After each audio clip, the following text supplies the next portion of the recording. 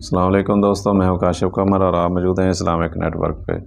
دوستوں، Islamic net work میں ہم کتاب مشکوٰۃ المصابیح کا مطالعہ کر رہے ہیں اور اس میں ہم دوسرا والیوم اس کا پڑھ رہے ہیں، اور دوسرے والیوم میں جو چیپٹر ہے، باب ہے، وہ ہے کتاب و نکاح، اور اس کا جو سب چیپٹر ہے آج وہ ہے نکاح میں ولی ہونے اور عورت سے اجازت طلب کرنے کا بیان۔ حدیث نمبر ہے 3126۔ ابو ہریرہ رضی اللہ تعالیٰ عنہ بیان کرتے ہیں کہ رسول اللہ صلی اللہ علیہ وسلم نے فرمایا، بیوہ عورت کا نکاح نہ کیا جائے جب تک کہ اس سے مشاورت نہ کر لی جائے، اور کواری عورت کا نکاح نہ کیا جائے جب تک اس سے اجازت نہ لی جائے۔ صحابہ کرام نے عرض کیا، اللہ کے رسول، اور اس کی اجازت کس طرح ہے؟ آپ صلی اللہ علیہ وسلم نے فرمایا، اس کا خاموش رہنا اجازت ہے۔ حدیث نمبر 3127۔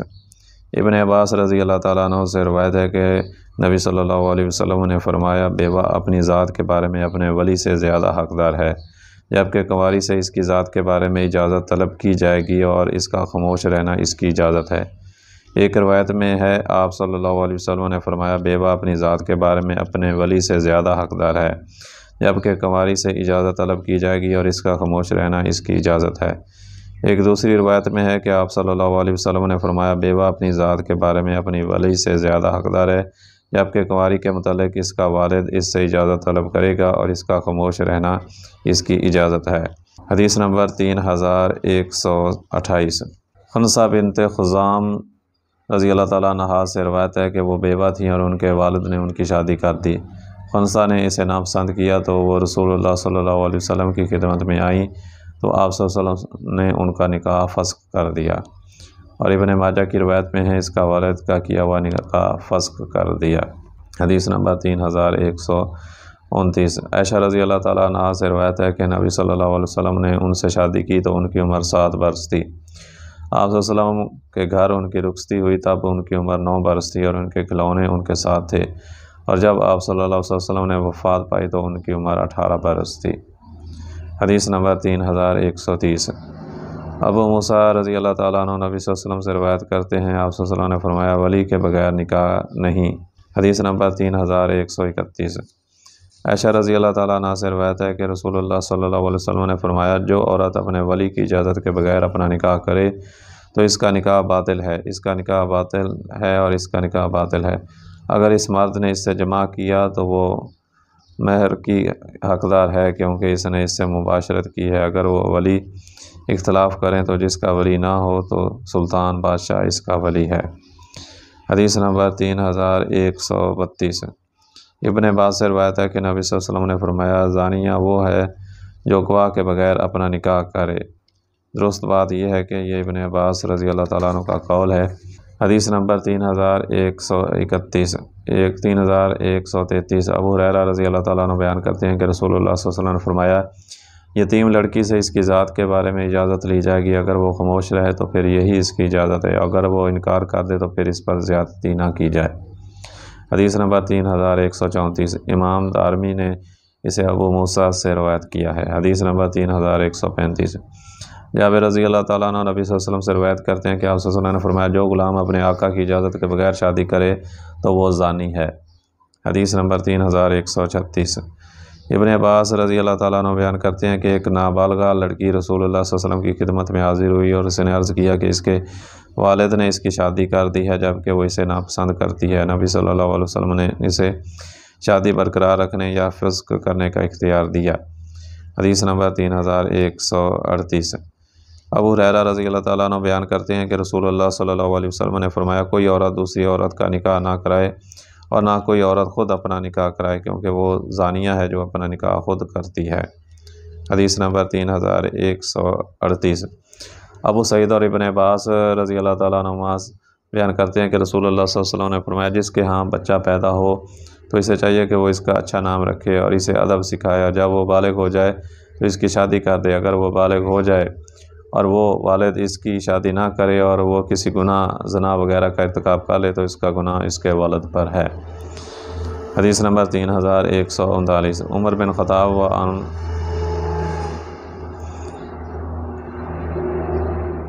اور انس بن مالک رسول اللہ صلی اللہ علیہ وسلم سے روایت کرتے ہیں کہ آپ صلی اللہ علیہ وسلم نے فرمایا، تورات میں لکھا ہوا ہے، جس شخص کی بیٹی 12 برس کی ہو جائے اور وہ اس کی شادی نہ کرے اور وہ لڑکی کسی گناہ کا ارتکاب کر لے تو اس کا گناہ اس کے والد پر ہے۔ بیہقی نے یہ دونوں روایتیں شعب الایمان میں بیان کی ہیں۔ کتاب النکاح میں ہے اعلان نکاح، خطبہ، منگنی اور شرط کا بیان۔ حدیث نمبر 3140۔ ربینت معوذ بن افرا بیان کرتی ہیں، جب مجھے شادی کے بعد میرے خاوند گھر لایا گیا تو نبی صلی اللہ علیہ وسلم تشریف لائے اور میرے بستر پر اس طرح بیٹھ گئے جس طرح آپ حدیث کے راوی خالد بن ذکوان مجھ سے اور دور بیٹھے ہیں۔ پس ان انصار کی چھوٹی چھوٹی بچیاں دف بجا کر میرے ان ابا جو غزوات میں شہید ہو گئے تھے کہ محاسن بیان کرنے لگی کہ اچانک ان میں سے ایک نے کہہ دیا، ہم میں ایک نبی ہے جو مستقبل کے واقعات جانتے ہیں۔ آپ صلی اللہ علیہ وسلم نے فرمایا اسے چھوڑو اور جو تم پہلے کہہ رہی تھیں وہی کہو۔ حدیث نمبر 3141۔ عائشہ رضی اللہ تعالیٰ عنہ بیان کرتی ہیں کہ ایک عورت کی ایک انصاری صحابی کے ساتھ رخصتی ہوئی تو نبی صلی اللہ علیہ وسلم نے فرمایا، کیا تمہارے پاس ثقیل خود کا نہیں ہے؟ کیونکہ انصار کو دف اور اشعار کہنا اچھا لگتا ہے۔ حدیث نمبر 3142۔ عائشہ رضی اللہ تعالیٰ عنہ بیان کرتی ہیں کہ رسول اللہ صلی اللہ علیہ وسلم نے شوال میں مجھ سے شادی کی اور شوال میں مجھے اپنے گھر لائے، اور رسول اللہ صلی اللہ علیہ وسلم کی ازواج مطہرات میں کون سی وہ بیوی ہے جسے آپ کے ہاں مجھ سے اہم مقام حاصل تھا؟ حدیث نمبر 3143۔ عقبہ بن عامر رضی اللہ تعالیٰ عنہ بیان کرتے ہیں کہ رسول اللہ صلی اللہ علیہ وسلم نے فرمایا، جن شروط کے ساتھ تم نے شرمگاہوں کو حلال بنایا ہے وہ شروط زیادہ حق رکھتی ہیں کہ انہیں پورا کیا جائے۔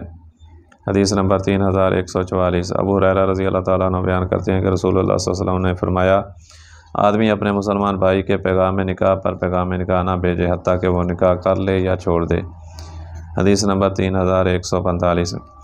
ابو ہریرہ رضی اللہ تعالیٰ عنہ بیان کرتے ہیں کہ رسول اللہ صلی اللہ علیہ وسلم نے فرمایا، عورت اپنی مسلمان بہن کی طلاق کا مطالبہ نہ کرے تاکہ اس کا رزق بھی مل جائے۔ اسے چاہیے کہ وہ اس مرد سے خود شادی کر لے، حالانکہ جو اس کے مقدر میں ہے وہ اسے مل جائے گا۔ حدیث نمبر 3146۔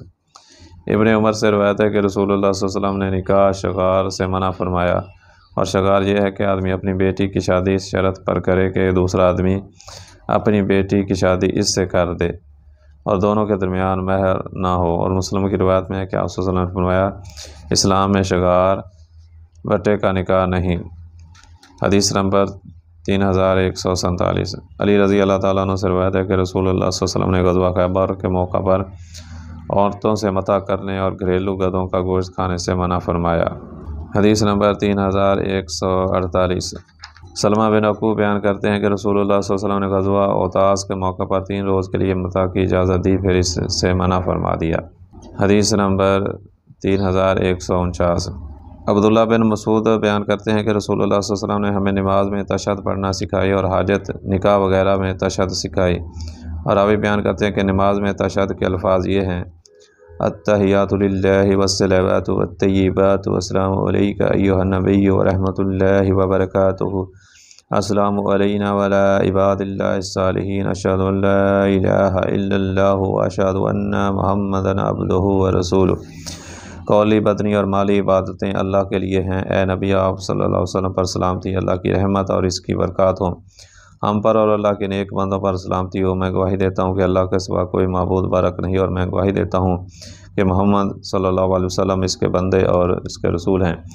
اور کسی حاجت و ضرورت کے وقت پڑھا جانے والا تشہد یہ ہے، ان الحمد للہ نستعینہ ونستغفرہ ونعوذ باللہ من شرور انفسنا، من یہدہ اللہ فلا مضل لہ ومن یضلل فلا ہادی لہ، واشہد ان لا الہ الا اللہ واشہد ان محمدا ورسولہ۔ بے شک ہر قسم کی حمد اللہ کے لیے ہے، ہم اسی سے مدد چاہتے ہیں اور اسی سے مغفرت طلب کرتے ہیں۔ ہم اپنے نفوس کی برائیوں سے اللہ کی پناہ چاہتے ہیں۔ جس کو اللہ ہدایت عطا فرما دے اسے کوئی گمراہ نہیں کر سکتا، اور جسے وہ گمراہ کر دے اسے کوئی ہدایت دینے والا نہیں۔ اور میں گواہی دیتا ہوں کہ اللہ کے سوا کوئی معبود برحق نہیں، اور میں گواہی دیتا ہوں کہ محمد صلی اللہ علیہ وسلم اس کے بندے اور اس کے رسول ہیں۔ اور آپ صلی اللہ علیہ وسلم یہ 3 آیات تلاوت فرماتے تھے، یا ایھا الذین آمنوا اتقوا اللہ حق تقاتہ ولا تموتن الا وانتم مسلمون۔ اے ایمان والو، اللہ سے ڈر جاؤ جس طرح اس سے ڈرنے کا حق ہے، اور تم اس حال میں مرو کہ تم مسلمان ہو۔ یا ایھا الناس اتقوا ربکم الذی خلقکم من نفس واحدۃ وخلق منها زوجها وبث منها ہما رجالا کثیرا ونساء واتقوا اللہ الذی تساءلون به والارحام ان اللہ کان علیکم رقیبا۔ اے لوگو اپنے رب سے ڈرو جس نے تمہیں ایک شخص حضرت آدم علیہ السلام سے پیدا کیا اور اسی سے اس کا جوڑا بنایا، پھر دونوں سے بڑی تعداد میں مرد اور عورتیں پیدا کر کے انہیں روئے زمین پر پھیلا دیا، اور ڈرو اللہ سے جس کے ذریعے تم اپنی ضروریات زندگی پوری کرتے ہو، اور قطع رحمی سے بچو، اللہ تعالیٰ یقیناً تمہیں دیکھ رہا ہے۔ یا ایھا الذین آمنوا اتقوا اللہ وقولوا قولا سدیدا یصلح لکم اعمالکم ویغفر لکم ذنوبکم ومن یطع اللہ ورسولہ فقد فاز فوزا عظیما۔ اے ایمان والو، اللہ سے ڈرو اور درست بات کرو، اور تمہارے مال درست کر دے گا اور تمہارے گناہ بخش دے گا، اور جو شخص اللہ اور اس کے رسول صلی اللہ علیہ وسلم کی اطاعت کرے وہ بہت بڑی کامیابی حاصل کر لے گا۔ اور جامع ترمذی میں سفیان ثوری نے ان تینوں آیات کی وضاحت کی، اور ابن ماجہ نے ان الحمد للہ کے بعد نحمدہ ومن شرور انفسنا کے بعد ومن سیئات اعمالنا کا اضافہ نقل کیا ہے، دارمین میں عظیماً کے بعد اضافہ نقل کیا ہے۔ پھر اپنی حاجت و ضرورت کا تذکرہ کرے، اور شرح سنہ میں ابن مسعود سے منقول ہے کہ اس تشہد کو نکاح کے خطبہ حاجت یا کسی دوسرے خطبے میں پڑھے۔ حدیث نمبر 3150۔ ابو ہریرہ رضی اللہ تعالیٰ عنہ بیان کرتے ہیں کہ رسول اللہ صلی اللہ علیہ وسلم نے فرمایا، ہر وہ خطبہ جس میں تشہد حمد و ثنا نہ ہو تو وہ کٹے ہوئے ہاتھ کی طرح ہے، ترمذی، اور انہوں نے فرمایا یہ حدیث حسن غریب ہے۔ حدیث نمبر 3151۔ ابو ہریرہ رضی اللہ تعالیٰ عنہ بیان کرتے ہیں کہ رسول اللہ صلی اللہ علیہ وسلم نے فرمایا، ہر اہم کام جس کا آغاز اللہ کی حمد سے نہ کیا جائے وہ کام برکت سے خالی ہے۔ حدیث نمبر 3152۔ عائشہ رضی اللہ تعالیٰ عنہ بیان کرتی ہیں کہ رسول اللہ صلی اللہ علیہ وسلم نے فرمایا، نکاح کا اعلان کرو اور اسے مسجد میں کرو اور اس کا موقع پر دف بجاؤ، ترمذی، اور فرمایا یہ حدیث غریب ہے۔ حدیث نمبر 3153۔ محمد بن حاتب نبی صلی اللہ علیہ وسلم سے روایت کرتے ہیں کہ آپ صلی اللہ علیہ وسلم نے فرمایا، نکاح کے موقع پر نکاح کی تشہیر اور دف بجانا نکاح حلال اور حرام میں فرق کرتا ہے۔ حدیث نمبر 3154۔ عائشہ رضی اللہ تعالیٰ عنہ بیان کرتی ہیں کہ میرے پاس انصار کی ایک لڑکی تھی، میں نے اس کی شادی کر دی تو رسول اللہ صلی اللہ علیہ وسلم نے فرمایا، عائشہ تم اشعار کا انتظام کیوں نہیں کرتی، کیونکہ انصار کا یہ قبیلہ اشعار پسند کرتا ہے۔ حدیث نمبر 3155۔ ابن عباس بیان کرتے ہیں کہ عائشہ رضی اللہ تعالیٰ عنہ نے انصار میں سے اپنی ایک عزیزہ کی شادی کی تو رسول اللہ صلی اللہ علیہ وسلم تشریف لائے، فرمایا کیا تم نے لڑکی کو بھیج دیا؟ انہوں نے عرض کیا جی ہاں۔ آپ صلی اللہ علیہ وسلم نے فرمایا کیا تم نے اشعار پڑھنے والوں کو اس کے ساتھ بھیجا؟ عائشہ رضی اللہ تعالیٰ عنہ نے عرض کیا نہیں، تو رسول اللہ صلی اللہ علیہ وسلم نے فرمایا، انصار ایسے لوگ ہیں جو گانے کا رجحان رکھتے ہیں، اگر تم اس کے ساتھ کسی ایسے شخص کو بھیجتی جو کہتا ہم تمہارے پاس آئے، ہم تمہارے پاس آئے، ہمیں بھی مبارک ہو اور تمہیں بھی مبارک ہو۔ حدیث نمبر 3156۔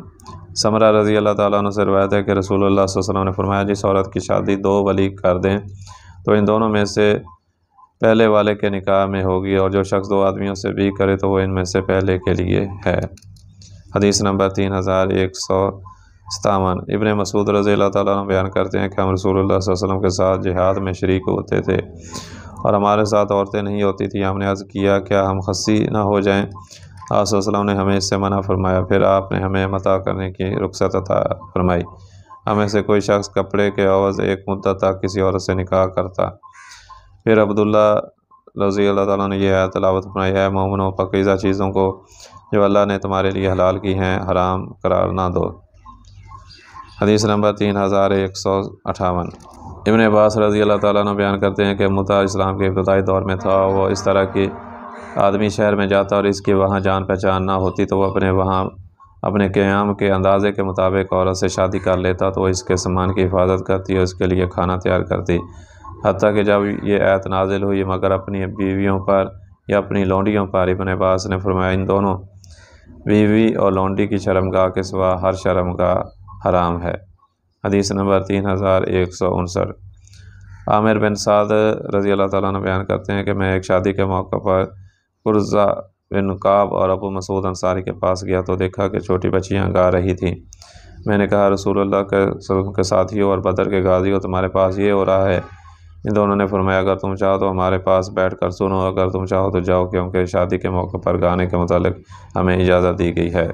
کتاب النکاح چیپٹر اور اس میں ہے محرمات کا بیان۔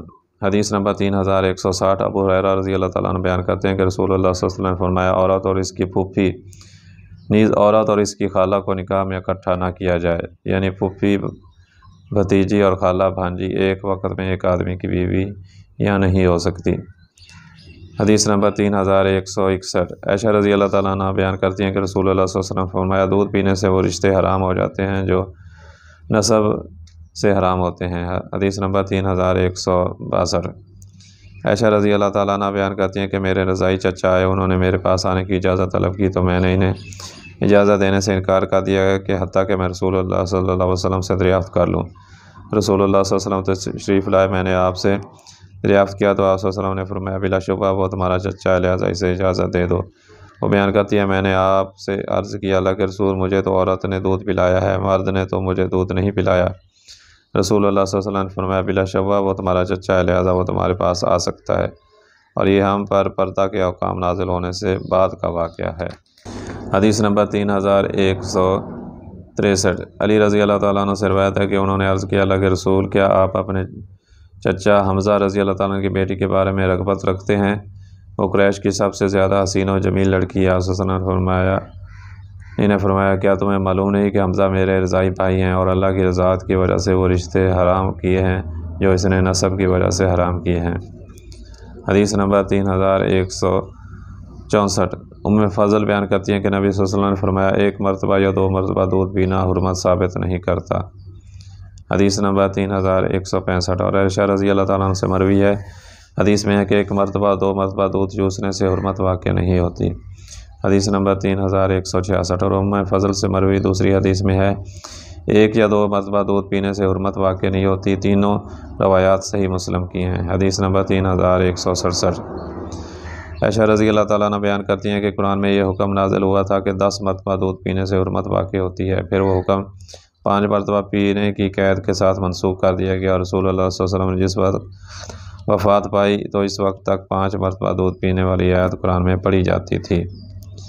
حدیث نمبر 3168 عائشہ رضی اللہ تعالیٰ عنہ سے روایت ہے کہ نبی صلی اللہ علیہ وسلم میرے پاس تشریف لائے تو میرے پاس ایک آدمی تھا، گویا آپ نے اسے ناپسند فرمایا۔ عائشہ رضی اللہ تعالیٰ نے عرض کیا یہ تو میرا بھائی ہے۔ آپ صلی اللہ علیہ وسلم نے فرمایا دیکھو تمہارا بھائی کون ہے؟ رضاعت تو صرف وہ دودھ ہے جسے بھوک دور کرنے کے لیے پیا گیا ہو۔ بچے کو صغیر سنی کی عمر میں بھوک لگی اور وہ کسی عورت کا دودھ پی لے۔ حدیث نمبر 3169 عقبہ بن حارث رضی اللہ تعالیٰ سے روایت ہے کہ انہوں نے ابو احاب بن عزیز کی بیٹی سے شادی کر لی تو ایک عورت آئی، اس نے کہا کہ میں نے عقبہ اور اس کی بیوی کو دودھ پلایا ہے، یعنی یہ آپس میں رضائی بہن بھائی ہیں۔ عقبہ نے اس عورت سے کہا مجھے تو معلوم نہیں کہ تم نے مجھے دودھ پلایا اور نہ ہی تم نے مجھے بتایا۔ انہوں نے ابو آپ کے گھر والوں کے پاس کسی آدمی کو بھیجا تو اس نے ان سے پوچھا تو انہوں نے کہا ہمیں تو معلوم نہیں کہ اس نے ہماری اس لڑکی کو دودھ پلایا۔ وہ مدینہ میں نبی صلی اللہ علیہ وسلم کی خدمت میں حاضر ہوئے اور آپ صلی اللہ علیہ وسلم سے مسئلہ دریافت کیا تو رسول اللہ صلی اللہ علیہ وسلم نے فرمایا تم اس کے ساتھ کس طرح تعلق کو ظن و شو قائم کر سکتے ہو حالانکہ یہ کہہ دیا گیا کہ تم اس کے رضائی بھائی ہو۔ عقبہ نے اسے علاقہ دیا اور اس نے ان سے کے علاوہ کسی اور سے نکاح کیا۔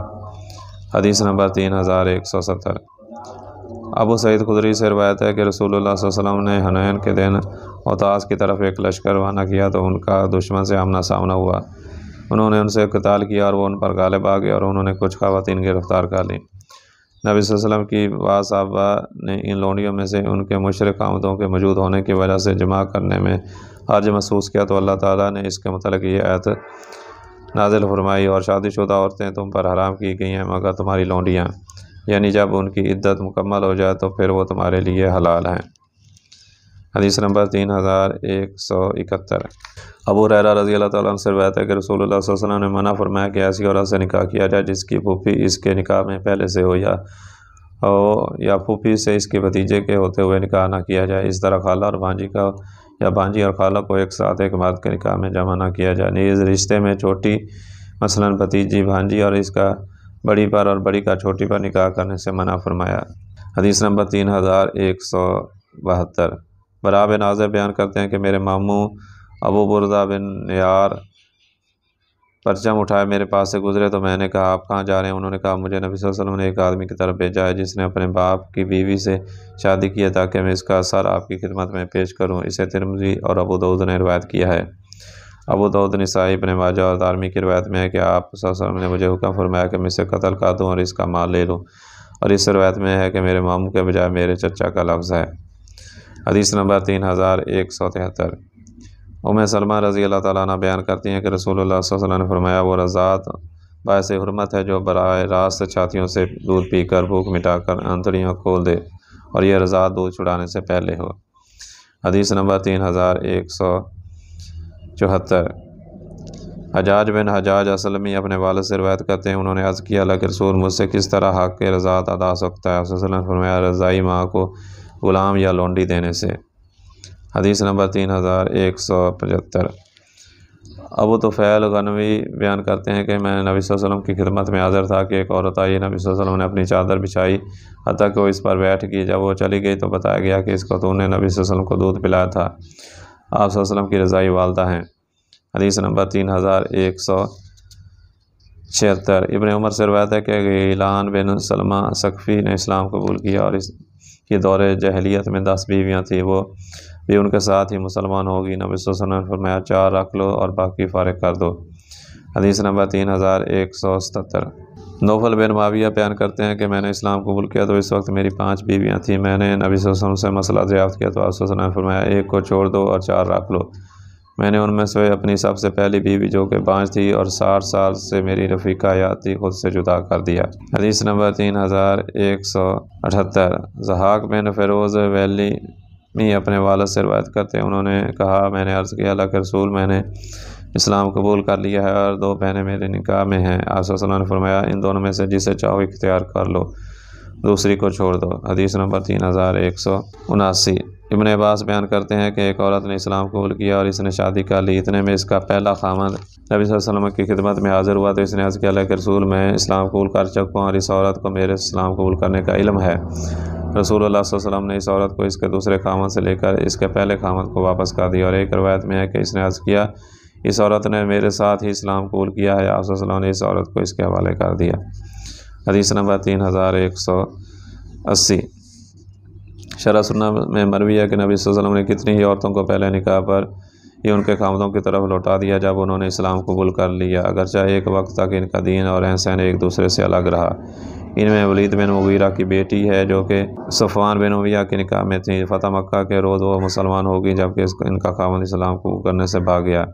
آپ صلی اللہ علیہ وسلم نے اس کے چچا زاد وہب بن عمیر کو صفوان کی امان کے لیے اپنی چادر دے کر بھیجا، جب وہ آیا تو رسول اللہ صلی اللہ علیہ وسلم نے اسے 4 ماہ گھومنے پھرنے کی مہلت عطا کی، حتیٰ کہ اس نے اسلام قبول کر لیا تو وہ ولید بن مغیرہ کی بیٹی اس کے نکاح میں رہیں، اور اسی طرح عکرمہ بن ابی جہل کی بیوی ام حکیم بنت حارث بن ہشام نے فتح مکہ کے روز اسلام قبول کر لیا جبکہ اس کا خاوند اسلام سے بھاگ کر یمن چلا گیا، تو ام حکیم نے بھی کوچ کیا حتیٰ کہ اس کے پاس یمن پہنچ گئی اور اسے اسلام کی دعوت پیش کی تو اس نے اسلام قبول کر لیا اور دونوں کا نکاح برقرار رہا۔ امام مالک ابن شہاب سے مرسل روایت کیا ہے۔